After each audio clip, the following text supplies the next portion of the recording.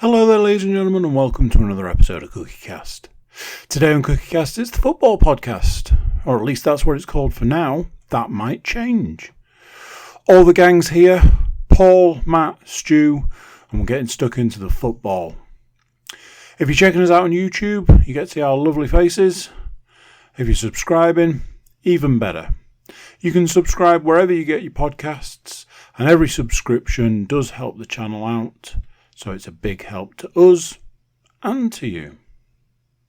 So here we go. This is CookieCast, the football podcast.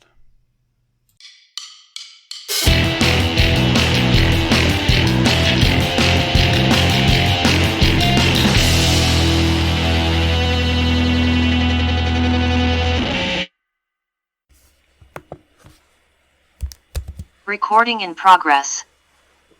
Recording in progress. Well, apparently that's true. Everything here says that is true. So, there you go. For you YouTube watchers, well, you're in for a treat. Look at all these beautiful faces. There's even a man wearing a pink t-shirt. That's how progressive we are. For you listeners right now, you think I'm lying, because you can only hear my voice. So we'll have to have a roll call. Host of the... I mean, it's an amazing name. It takes a little bit of working out what we're actually discussing, but host of the football podcast, Paul Williams, in a beautiful red t-shirt, repping his team. Host of the... I mean, it's a monster. It's a giant of a podcast. The Getting Over podcast, Mr. Stuart Woodmansey is here. Hello. Ding dong, indeed. And host of the, let's face it, it's the up and coming juggernaut podcast, the Pursuit of Hoppiness. Speaking of pursuing hoppiness. Matthew Moore is here, by the way, but look out for new episodes of Pursuit of Hoppiness coming down the pipe, so to speak. So,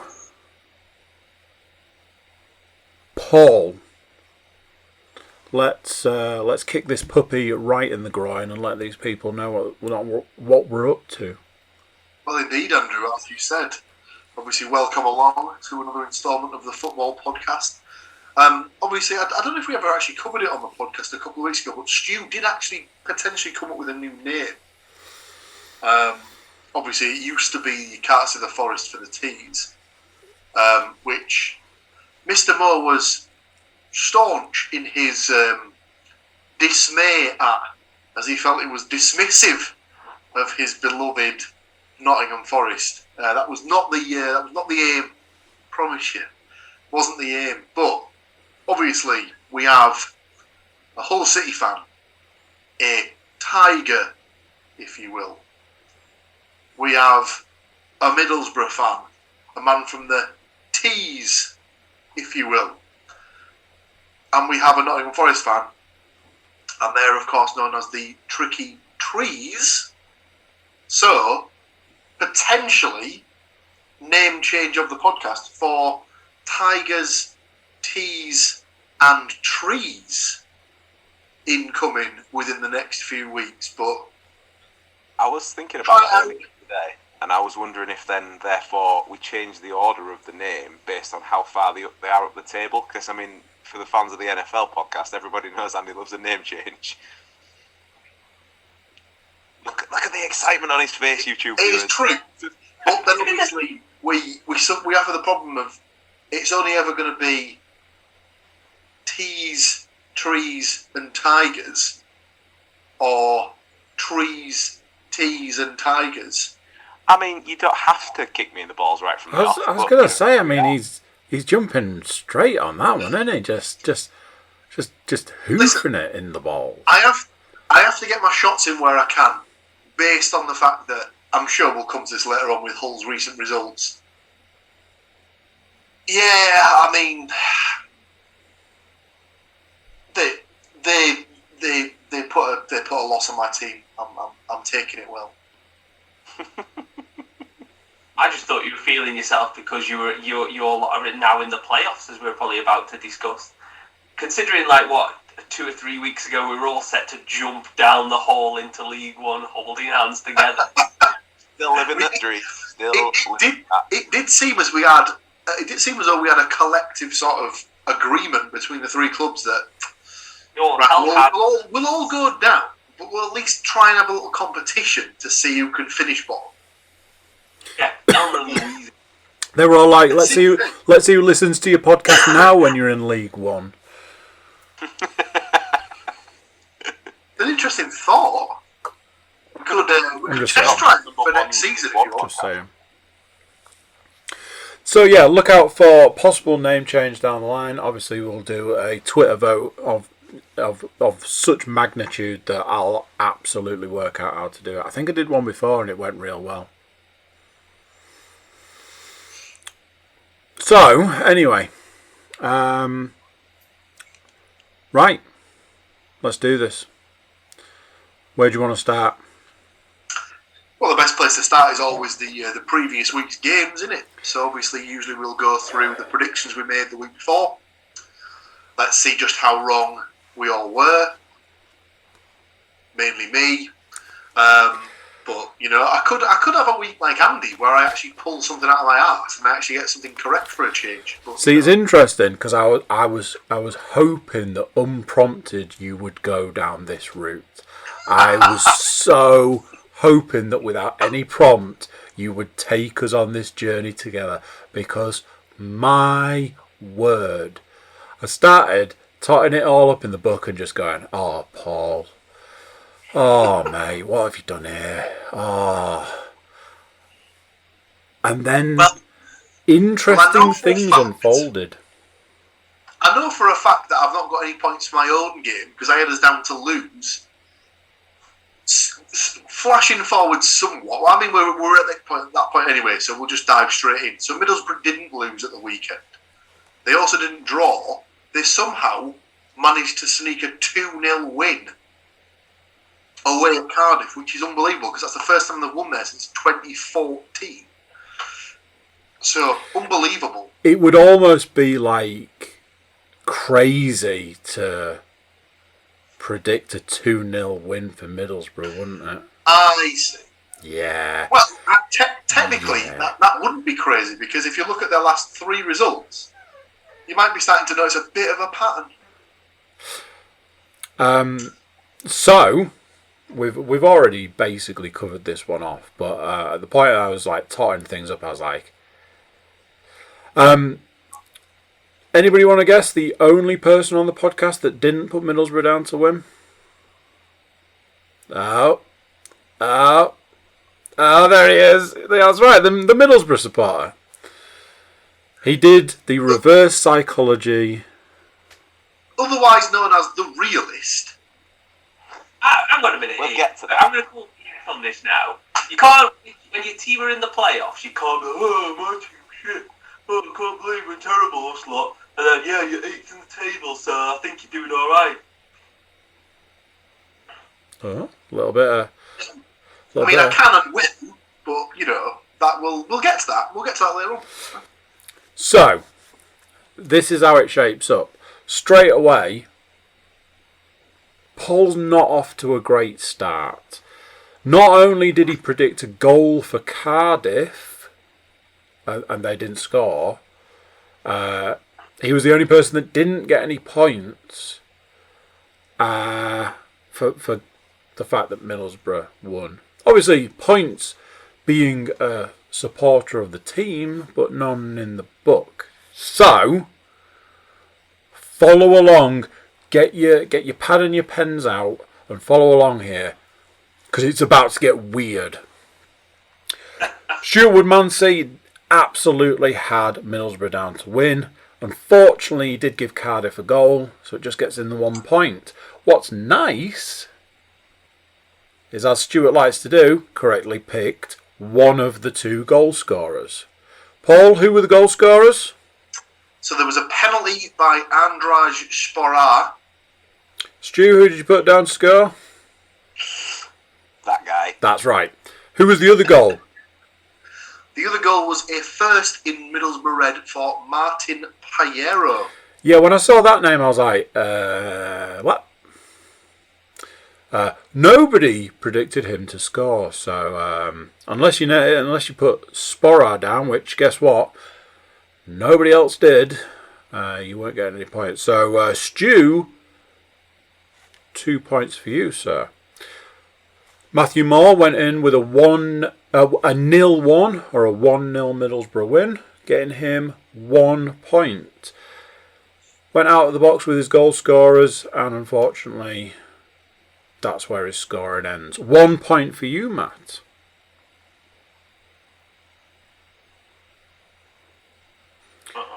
I put Middlesbrough 2-0, so I got two points. Well done, Andrew. Very well played. Thank you, Paul. Thanks. I appreciate it. I've been working hard at my predicting skills, which is absolutely a skill. What is a skill is predicting Luton Town versus Hull City. Isn't it, Paul? Oh, God. I can't even remember what I put for this one. You can't remember what you put? Can't remember what you put? No? What? Stu, what was the score in this game?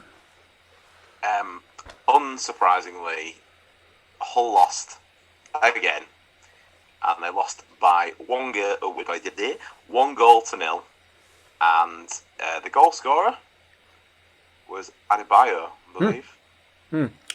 Yeah. So, Paul, what did you put down for this game? Probably a thumping 4-0 Hull win, knowing me, or something like that. Incorrect. It was a 1-0 Cardiff win. So 2 points for you, sir.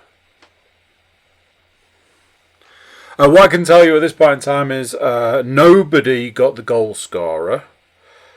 Stu went with a 1-1, no points, and like I said, nobody got the goal scorer. Matt went with a 0-0 draw. I'll leave you to decide what that means for points. And I went with Hull to win 1-0. So let's just rewind about 2 minutes to the point where I said that Paul was the only person that didn't get any points in the Middlesbrough game, to now being the only person that got points in the Hull City game. Something's afoot at Circle K. Now then, Nottingham Forest went up against Fulham. Matt, anything to say on this one? Apart from I told you so. I think we go back like a week ago. I think I said that, it's going to be a bit of a spanking. So, yeah, it ended up being 4-0 to Fulham. An own goal from Spence that was apparently quite unfortunate. Mitrovic brace. And Colt Cabana's brother, Cabano, got the fourth. Apparently, Graben missed an absolute sitter just before half time that would have made it 1 each and might have changed the game. Rumour has it that the fans didn't boo them off the park, so that makes a change. I think it was a bit of a reality check, to be honest. It was a bit of a kind of, I think I've said it several times on the pod that it's not a talent, it's a squad with some talent in it, but not enough. And the defence is shocking. And Fulham did a great job of exposing that. So, yeah. You could class it as one of those games as like a sort of a judge where you are in the league sort of game. Because obviously everyone knows Fulham are going to end up in the top 3, at least, at the end of the season. Probably the top 2, probably going to win the whole thing. But they were, very short, unfortunately, against them, weren't they? I think an interesting thing that I read this week was It's called something about a couple of things about Forest, and then the £174 million problem. I was like, oh shit! And someone all of a sudden realised that Forest are £174 million in debt and we're definitely screwed. No, luckily it wasn't. It was the fact that anybody who comes down immediately has £174 million more than the rest of the teams in the division that were there the previous year, because that's what they get given for 2 years. So you can go out and buy Harry Wilson from Liverpool for double figures and whatever else. You know, you can. So in theory, you shouldn't be able to kind of. You should not go back up against the Norwich, as it's known as. When United effectively have a £24 million player that's expendable apparently at the moment, which is just ridiculous.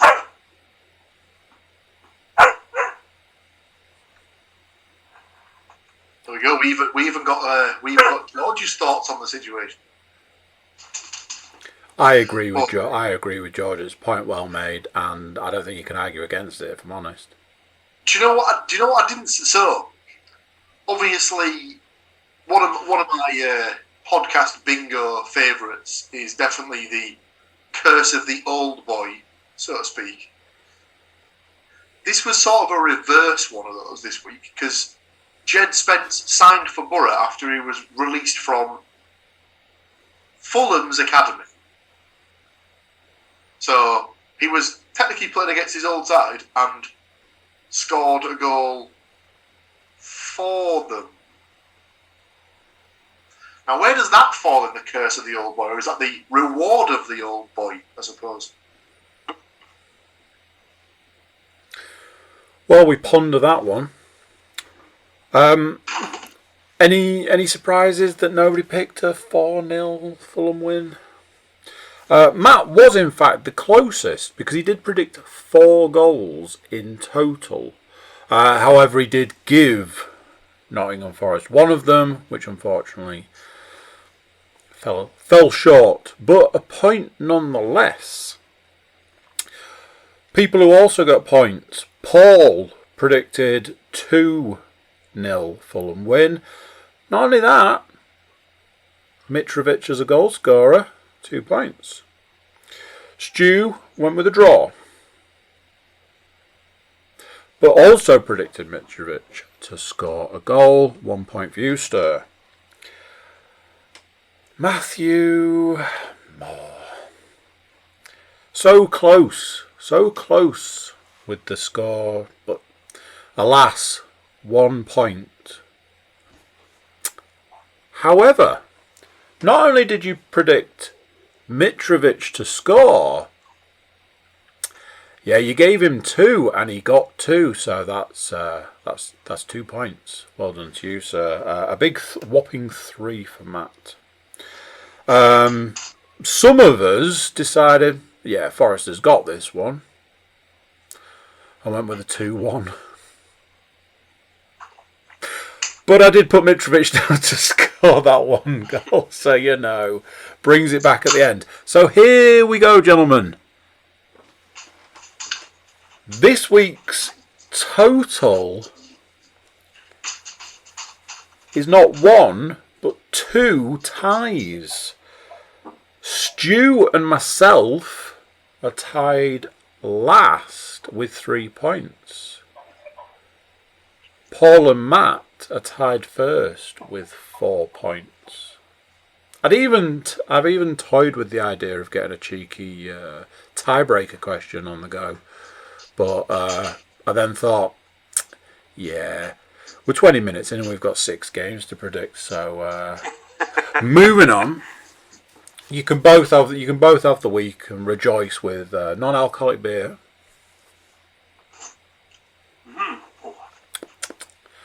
Whilst I drink a coffee and a water. Speaking of 6 football games to predict, we are straight on it with QPR versus Nottingham Forest. The way that we do it is Friday night game under the lights on the TV. Friday no night. less. Friday night is all right for fighting. Wait, that was Saturday night. So, the way we do it is, if it's your team, you pick last. Whilst filling in the book, I've already put mine in, so I'll just pepper mine in. But I think right now we want to know what Paul thinks is going to happen in the QPR versus Nottingham Forest game.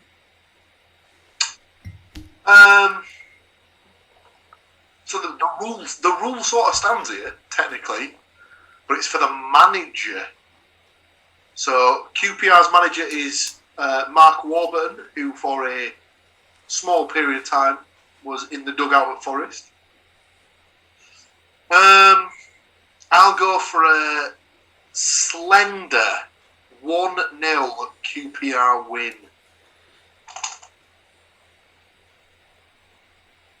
Goal scorer? Stone Cold Charlie Austin.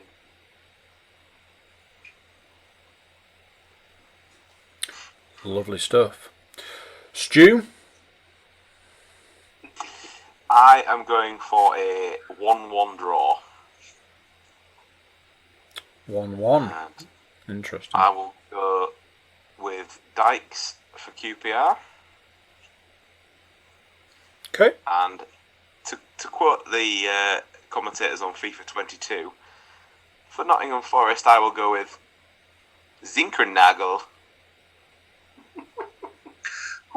What? You know how there's always that one player on FIFA where you're like, nah, mate. That turns out it's him this time, and he tries to put an accent on it, and it's like, I can see what you've done, but no. But it's wrong, and don't do it again. I thought you were going for that thing of like, so the football games of the mid-90s, like ISS Pro Soccer and stuff like that, where they got all the dubbing sort of all over the place. So it'd be stuff like, this game today is Greece versus Wales, but it'd be like there'd be no sort of regulation in the inflection of the names and stuff like that, and it'd just be weird. But I thought that's where you were going, but obviously no, it's just because all the people who did the commentary in the 90s were all on coke, so it just had zero chill. What, they were employed by the WWF? Oh, that's the thoughts of Paul and not that of the podcast, we should probably point out. They all had their pair of cocaine shades to do their promos behind. It's fine. So, Stu's gone very much like what I've gone with. I've gone with Forest to win this one, 2-1. I've gone with Dykes, Graben, of course, and Zinkernagel. So, Matt, tell us, what's really going to happen in this game? It's manager kind of syndrome type thing, and the fact that he's kind of probably done a little bit dirty. He's done all right at Forest, but I've gone 2-1 to Forest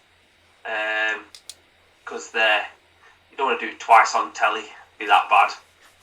And then Lolly and Johnson for Forest, and Dickey for QPR, because Forest were apparently going to try and sign him in the summer and didn't. So that's guaranteed to come and fuck you over at the end of it. Well, there we go.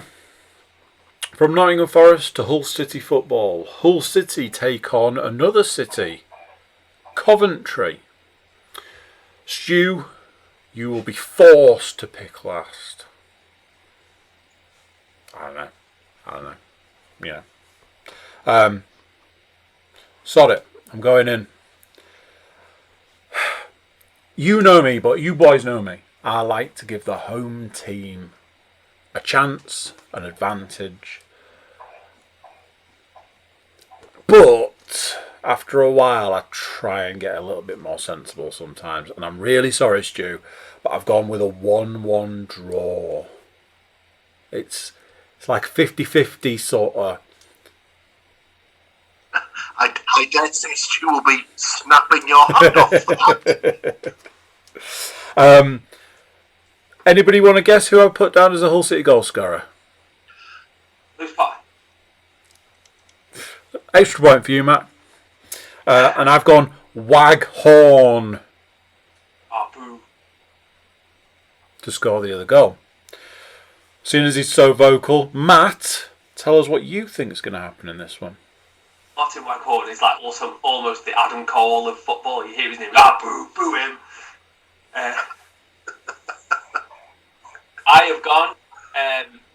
The Coventry team will be sent back to Coventry, but unfortunately they'll be taking 3 points with them. I've got them as 2-1 winners. Interesting. And I've gone for aforementioned Lewis Potter to score, the whole answer to Lewis Graben. Once again, pronunciation corner at the football podcast. Joe Perez for a brace. Interesting. Right, nailed that one, Paul. There, you're applauding. I'm presuming I got it there. Yeah, that was pretty good. That's it. Go on, Paul, give us yours. So you've both sort of guessed my pick there, because I was in between those two scores.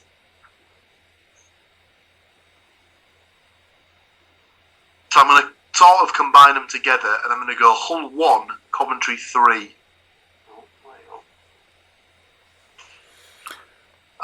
I'll go McGuinness for Hull. I'll have Gyökeres to get 2, and I think they've got a guy called O'Dowd. O'Hare. Callum O'Hare. Ex Hull, I take from Stu, or is it no? Have I maybe just trod on some toes there? all the way from York. So, Stu, it's your team. You know them the bestest. So you tell us. I mean, I'll take your apology for picking the 1-1 draw, but I was already optimistically picking a 1-1 draw. So 1-1 was also my prediction. However, for Hull, I have got Doherty. From the highlights, and obviously use that word loosely, of what I've seen from the Luton game, looked like he put a bit of a shift in. So he must be due some reward somewhere. So let's try and get him in this game.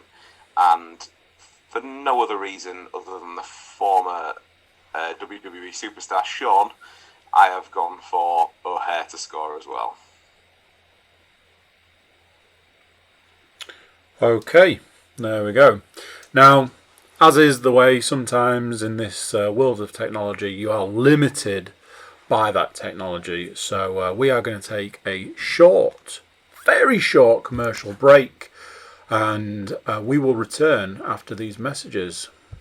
Be right back. Recording in progress. That sound, ladies and gentlemen, tells us we're back. As I've said before, do buy the products from the adverts. We get a little bit of cheddar cheese kickback from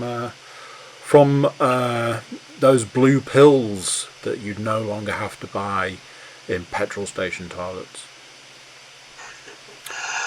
Oh, I was about to follow that up with speak, but then I looked down and saw that it was Middlesbrough versus Birmingham City. So. That's all the pick me up you need. Exactly. I've been to Middlesbrough. It's a lovely place. I've also been to Birmingham. There was a bomb threat in Birmingham when I went. I thought, let's not make an improvement. So, Middlesbrough versus Birmingham City. Paul, you can sit this one out, because me, Stu and Matt, we got this one covered. Especially this guy who knows 2-0 Middlesbrough. Yeah. It's happened before. I'll tell you how it's going to happen this time. Tavernier's going to stick one in the net. And then Sporra is going to follow that bad boy up. There you go. Right there. It's done.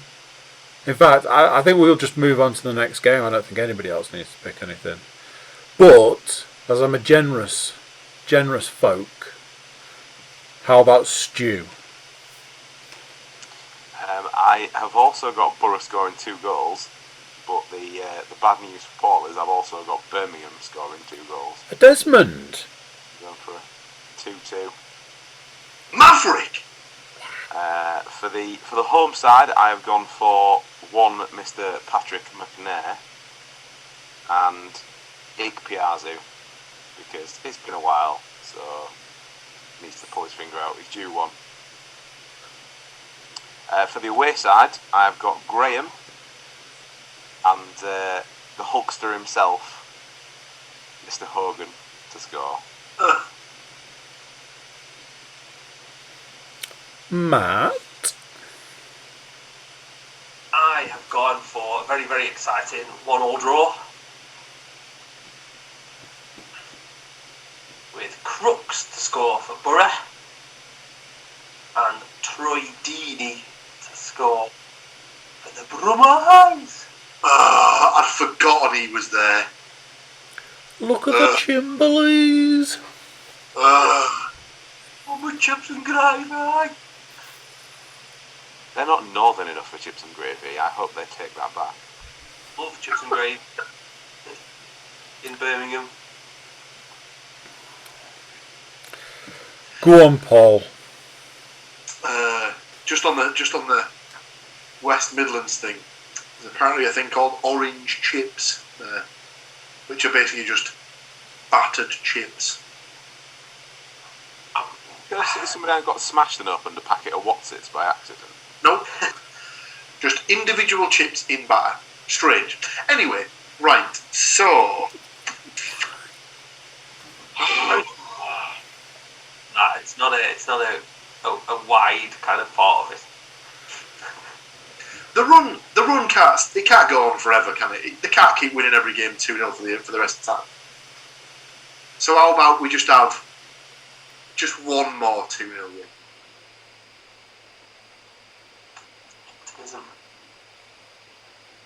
Now he's the Maverick. I'm going to go a bit out there. First goal, George Friend own goal.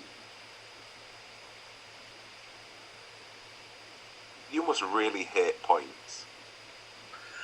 Or do I just love more points? Yeah, you're right. I also think the big man up top is overdue a goal, so I would also like to go for Uche Piazzu, please. Do you realise you don't get a point if he scores in your goal? No, but I do get the fact that Amy will be extremely excited that she could potentially just look at his arse on the highlights package or something like that. So. You shouldn't say package at that point. Wait! Oh, she's not bothered about the front. Oh, she's only bothered about the back.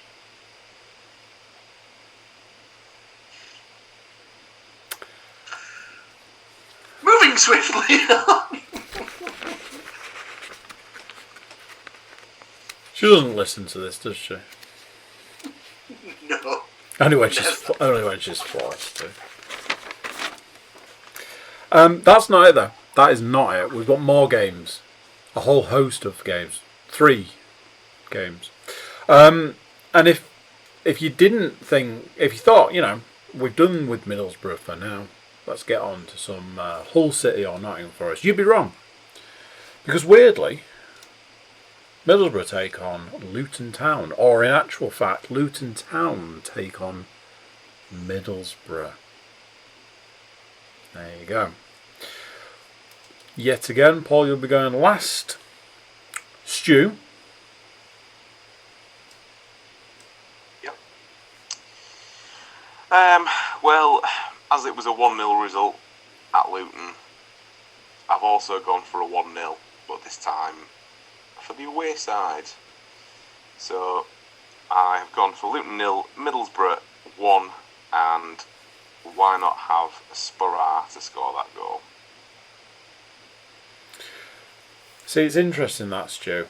I really like what you've done there. I like it so much that I've gone Middlesbrough 1, Luton 0, with Crooks to score that goal. Matt? I've gone the opposite direction because in doing my research I found out that Luton were 5th in the table, which absolutely shocked me. Exactly. So I've got Cornick and Berry, I think, to score for Luton, and Watmore to get one for Borough. Stu's favourite player? Yeah. We get a mention every week. Sorry, did you go with a 2-1? 2-1 to Luton, yeah. Berry and... Cornick. And for Borough? Watmore. I just wanted to double check. Didn't want to be doing anybody out of points. Paul? So, I'm just doing a little bit of digging because season before last, when we played at Luton, it was a 3-3 draw. And I'm just trying to see if last season was a 1-1 draw, because you might be able to see where I'm going with this one. Desmond?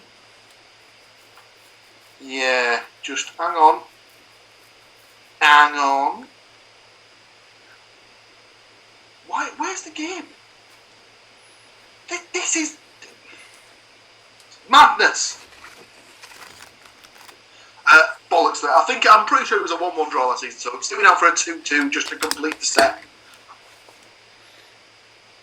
Okay.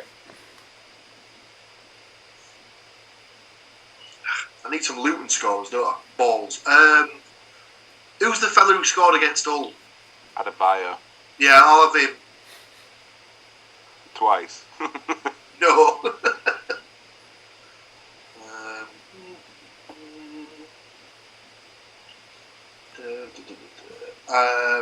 Anya Dinma.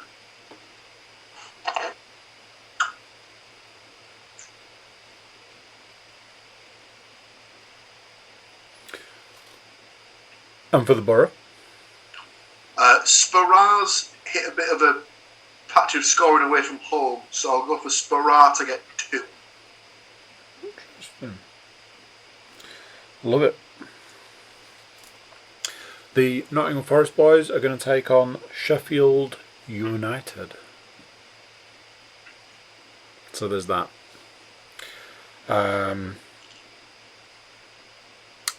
I have gone with a 1-1 draw. Lewis Graban to get 1. And Sharp to get the other goal on the other side of the field. Paul, why don't you jump straight back in? I'm picking up what you're putting down, Andrew.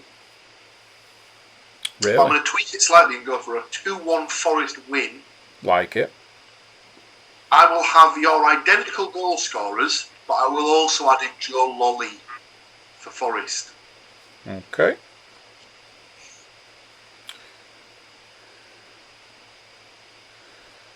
Okay, Stu. I have gone also for a Forest win, but kind of then to mix and match your two's suggestions, I've gone for 1-0 Forest with Graben. Okay. You're in the book. Matt. I have gone for a Desmond, so a 2 each draw. Love it. I've gone for Zinkernagel and Garner to score for Forest. And then it was a running joke last season because they were busy trying to sign loads and loads of Forest players. So I've gone for the 2 that are definitely playing at the moment. Billy Sharp and Ben Osborne. There's also Ollie Burke as well, if anybody else kind of... They all play for Sheffield United at the moment. Oh, saw something the other day which, flip it the other way, apparently there was rumours that they're after Rhian Brewster. Because obviously, they're impressed with his goal scoring ability. But apparently Cooper did it. That's how he had his best season with Cooper when he was at Swansea. Swansea. £1 million transfer. That's like, as long as we're not going to pay, what's his name? Sombalonga money for him, then I'm all right. Do.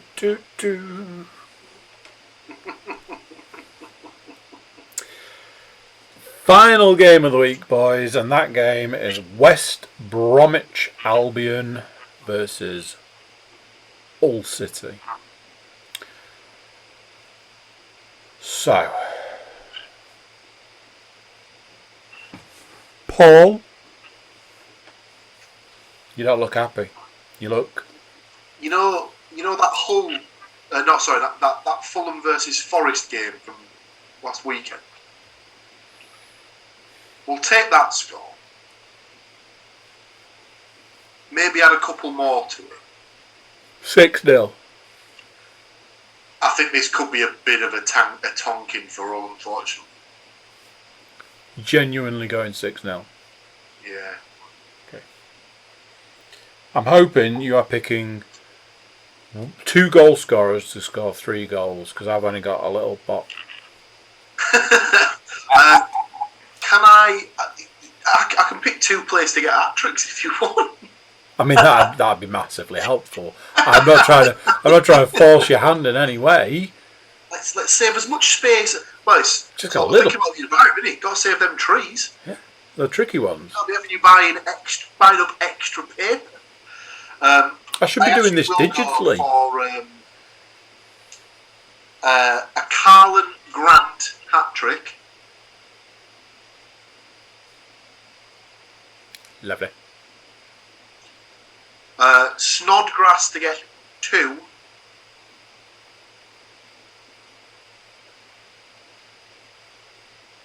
Lovely. And West Brom have got a centre half whose first name is Semi. I'm not going to pick him, am I? So stick me down for Ajayi. You never know if he scores against Hull on next week. He might become full Ajayi.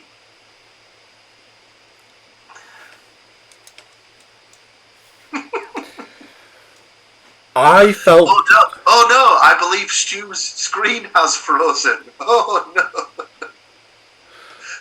That's because he's using the dedicated screaming cushion. I felt bad. I'm just waiting for him to basically sort of like put his hand down and then just pull up a giant poster which says, "Fuck you, mate."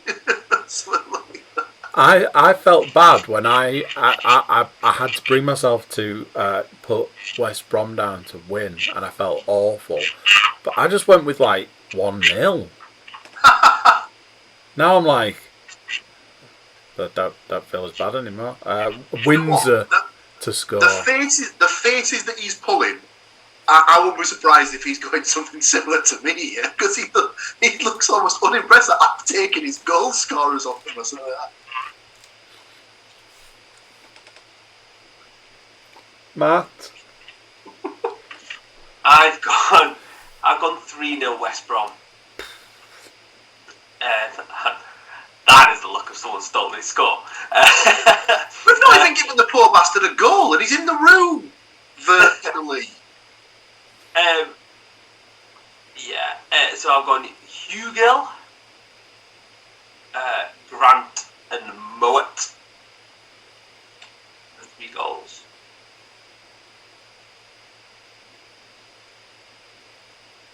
Stu?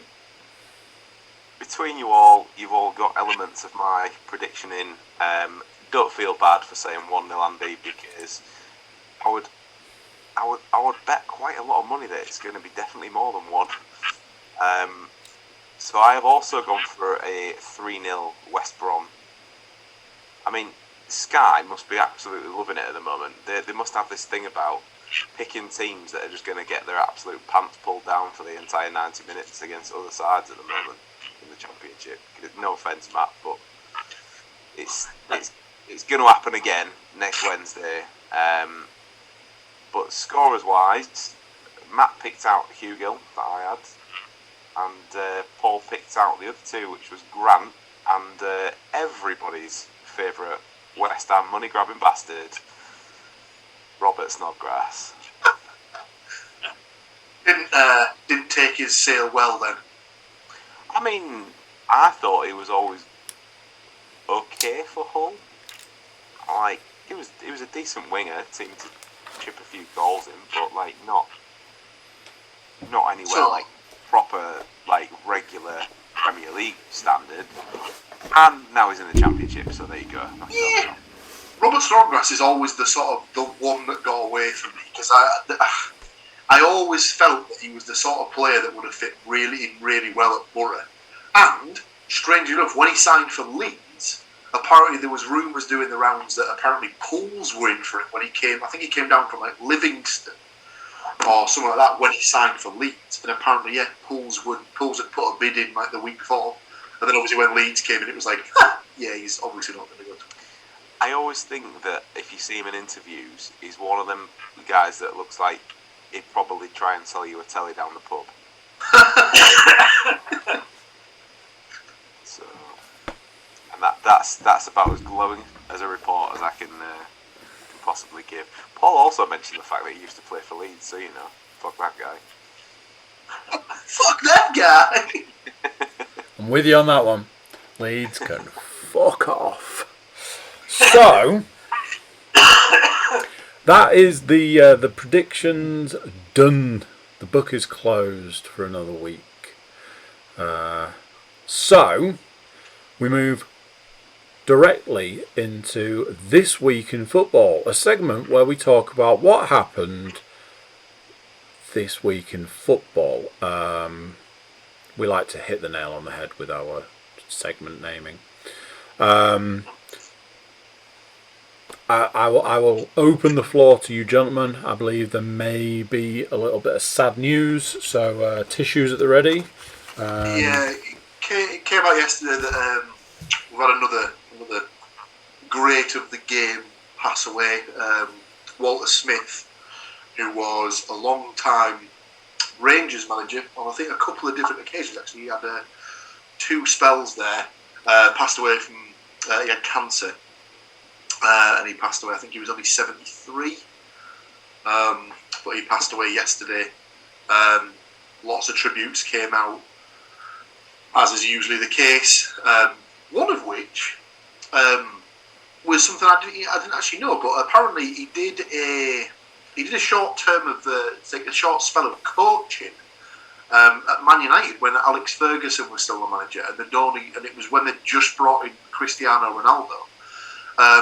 And apparently, I think it was Rio Ferdinand that said this, but he said that he was doing the coaching one day, and for a 2-week period, they agreed to do no fouls in training. So, not as in like they agreed to not foul each other, the complete opposite. So you could basically wipe a guy out and they wouldn't call it. So apparently, Cristiano Ronaldo in training normally would just do like loads of sort of step overs, little flicks, little tricks and stuff like that. And obviously it just pissed people off, so they just absolutely nail him. And apparently he'd just be there like sulking and was like, you know, I'm getting absolutely obliterated here, blah blah blah.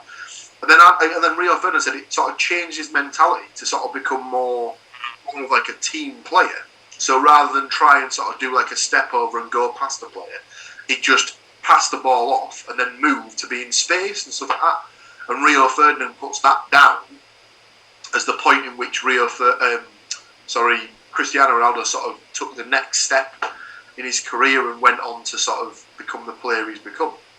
I just thought that was interesting. That obviously it's a small anecdote, but it just sort of goes to show that like he was a really sort of switched on guy, and that he probably did that with that as the sort of end goal. He could obviously see that Ronaldo was this great player, but that he needed to become a bit more unselfish for the greater good of the team. And I think there's probably loads of stories if you look deep enough for stuff like that across the board. But that was one that I'd seen about Walter Smith that I thought was quite a good sign of the man himself. But yeah, sad. I think he was always a bit of a mythical creature in a way, in a time where there wasn't like Sky Sports and the internet and stuff like that. He was a manager at Rangers at a time when they were totally dominant.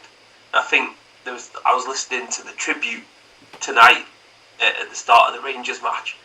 It's something like he was involved. They've won like 50 odd championships. He's been involved in 13 of them, which is just That's crazy. I know it's like a time when they had a lot of money and stuff like that. And I think the second thing is with him, like on that kind of Cristiano Ronaldo kind of thing, it's kind of like the opposite end of the career, but he kind of, in a way, saved Gaza from just drifting out into kind of nowhere. Obviously, fetched him back from Lazio. Took him to Rangers, and then took him to Everton as well, didn't he? Which kind of made Gaza a bit more of a little. Yeah, that was after he'd had about a 2 or 3 spell at Borough, 2 or 3 year spell at Borough. He was the wrong side of 30 at that point. Like, he was definitely getting on a bit, and he was definitely not the player that he was. But like you said, the sort of the 2 or 3 years that he had at Rangers, he was arguably one of the best players in the league. You know, would tear it up and stuff. Obviously, he was playing for Rangers when he did that crazy goal for England against Scotland, which I'm pretty sure didn't get him any didn't do him any favours when he went back on there to start the season the year after and stuff like that. But yeah, and he came. There's a really nice tribute that Ali McCoist gave to him when he was on Talk Sport yesterday morning. It's available all over Twitter and things like that. So if you get a chance to watch it because it is really good. Because he just goes into like the bits about how he could sit there and just say that, you know, he was a great manager, a great coach and whatnot. But he sort of went the other way and was just like, he just wanted to talk about the fact that he was a great family man, you know, a great husband, a great father, a great grandfather, and stuff like that. And it was just, he gave more sort of insight into the sort of the man that he was. And I always think that's a good sort of measure of a football person when they sort of like talk about this, like them outside of the game, and that's always a big thing for me. So yeah, he'll definitely be missed. And another thing Ali McCoy said as well was that in a sort of a strange one, he was sort of maybe not well liked by Celtic fans, but Celtic fans certainly respected him for what he'd given to the game and things like that. And you don't see that very often up there. So yeah. Very sad, but it sounds like some nice tributes coming in. Any more football news? Anything going on of merit? Well, we can't really let the week pass without discussing a certain fixture that took place last Sunday in a certain northwestern town or city, should I say? Sorry. Which has got a lot of tongues wagging as to the managerial status of someone in the red side of Manchester. Yes, he is indeed at the wheel, Stuart.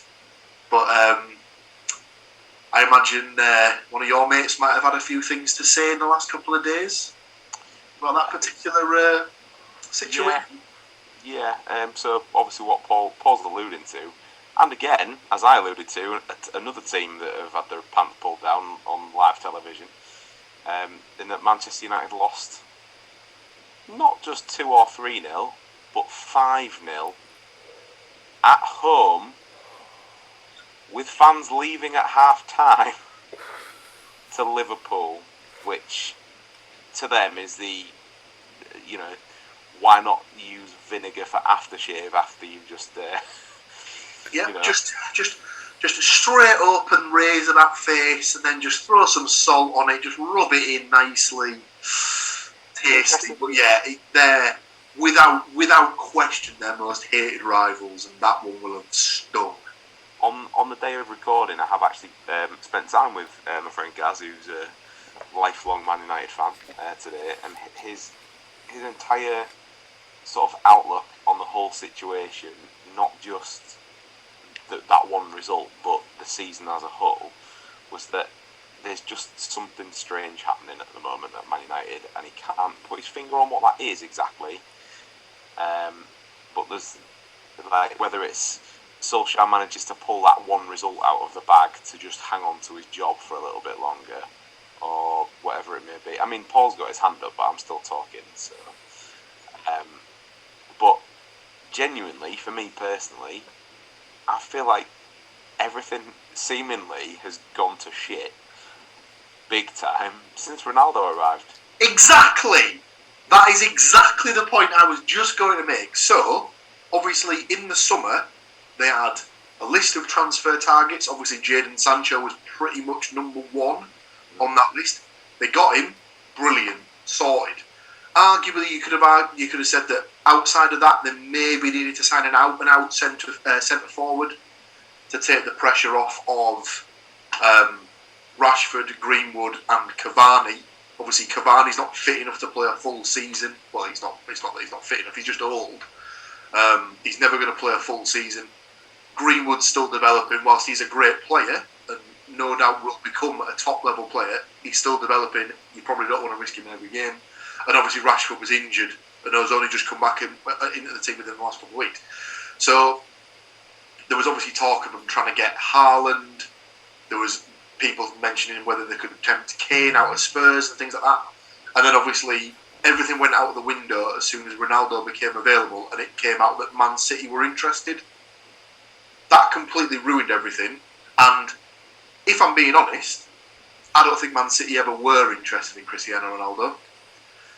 I think we might have even discussed this on the podcast when he signed. It was a case of, if they could get him, it would be a massive to Man United. So they were just like, why wouldn't we?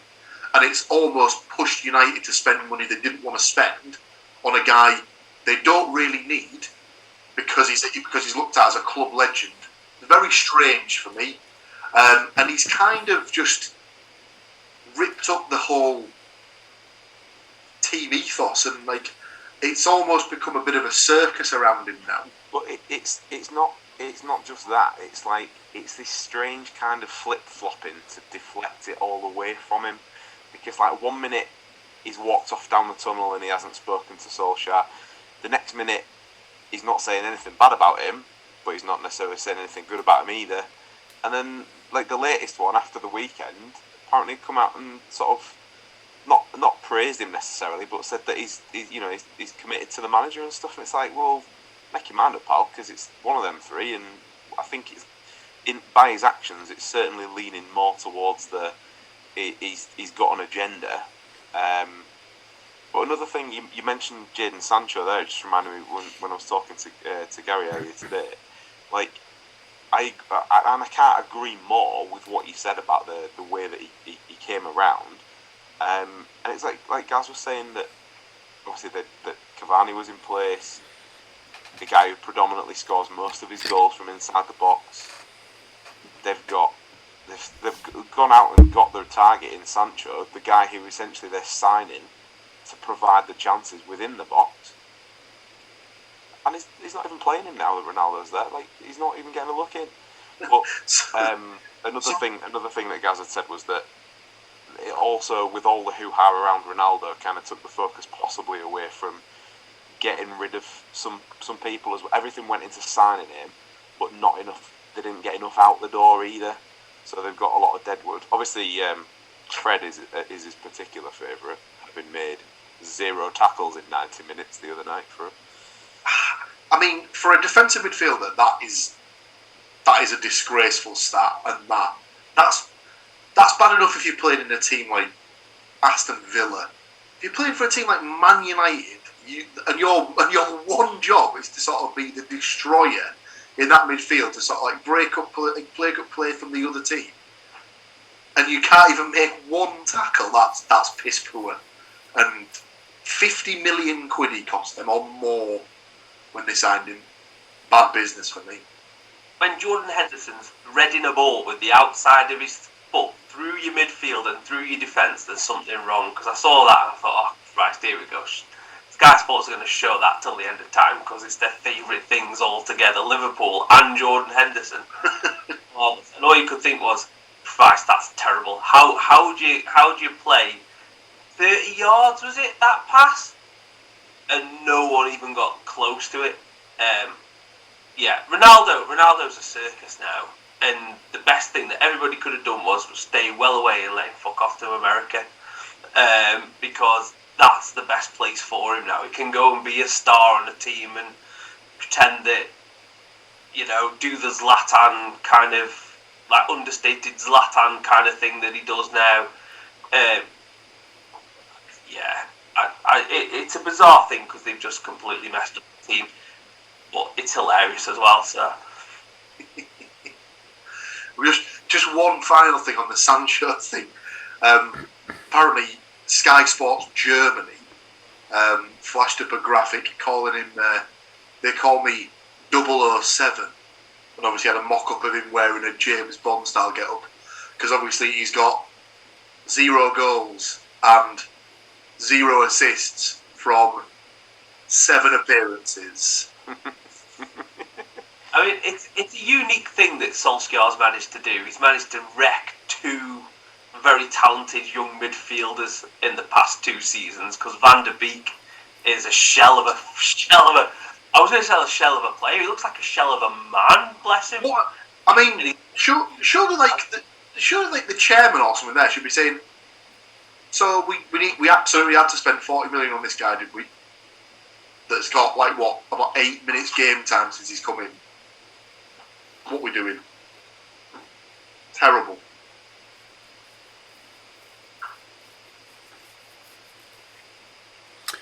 Anything else from the world of footballing news? Nothing from me. No? Any other business, gentlemen? Anything you want to send these lovely people on their way with? Get yourself down to some games. Support your local football team, even if it's amateur. Put some money in their coffers. Unless you're a Derby fan. And on that final shot, we shall end it there. Thank you to you, gentlemen, for helping to take these lovely people through the somewhat choppy waters of the football world. Tune in next week as we find out what weird scores we can pull out of the 6 predicted games and who will win the week, or will it be another draw? The only way to find out is by tuning in. So we shall see you then. Bye for now.